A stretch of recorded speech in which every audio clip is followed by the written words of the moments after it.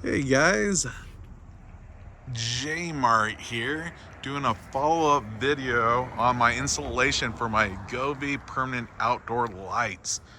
The purpose of this video is how well are they staying on there. I started this project early in the summer, got busy, and unfortunately just had to come back and forth and keep on adding different segments to the lights and stuff like that.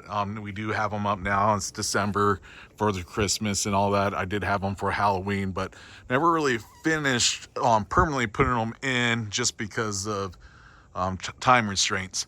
But I wanted to point out real quick. So I got these covers. These do not come with Govee at all. So when I originally installed these Govee lights, they were just exposed wires. And when I first put them up, it just drove me nuts. It just didn't look professional, didn't look good with the white wire, and it just popped with our more tan brown stucco on our house.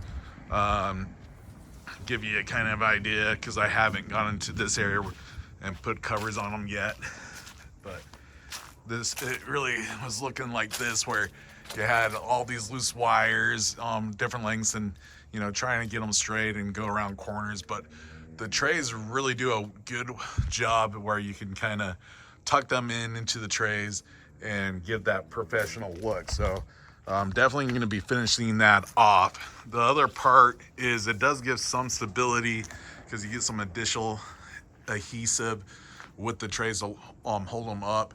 Right here I don't have any braces. You can see that's kind of dropping, so I definitely need to address that. The idea is when I'm done with this, I don't need to worry about it anymore. So when Govee gives you the kit, it really does make it easy because you just pop up the lights with the adhesive pillet stick, and then they give you some screws with a little brace that you're supposed to go every 3 lights and secure it. So I definitely did that with this section here, and then I'll be honest, once I got to this section, I wasn't as consistent with it, and then on the gutters where they're aluminum, didn't even do any of that.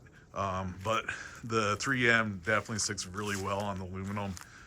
That seems like it hasn't been a problem at all there. And then over here, I have no any screws at all going on over there. So I got to definitely address that. They have some other cool little things that I think some people sell where you can actually secure them a little bit better. I do have a 3D printer and I experimented with that. Let's see if we can see it. It's going to be kind of hard with the lights going on, but you can see there's this housing, and I got let's see here. So you can see that there's some places where you can screw the housing right in and holds up the light to the stucco. I'm definitely going to be printing some of those because I think that's going to help with the longevity to make sure I don't have to worry about these things dropping down anymore. But with the combination of buying these trays from Amazon and doing some of those, I definitely think it's going to be great. And I'm hoping to have worry-free lighting for years to come with this.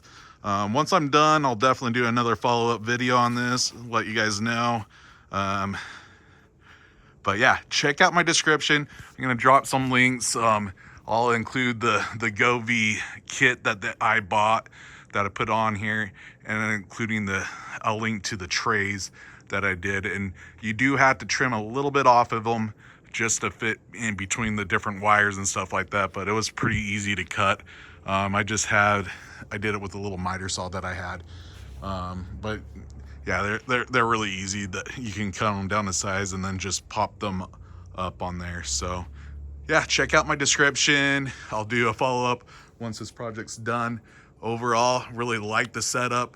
I think once it's done, it should look as good as some of these really professional lights. If you can see in our neighborhood, we got trim light and different ones where people come in and professionally install them and all that. But those are very expensive, and you're dropping a few $1,000s just to do it, depending on how big of your house is and stuff like that. But this is a fraction of the price. Honestly, the time that's really I spent to do what I did here really wasn't a whole lot. Just a busy guy, got a lot of projects going on and stuff like that. But if you're a good DIYer and want to save some money and want to do this, this is what I would do. All right, guys, I'll talk to you and see you on the next one. Check out those description links. All right. If you like this content too, make sure to subscribe and like.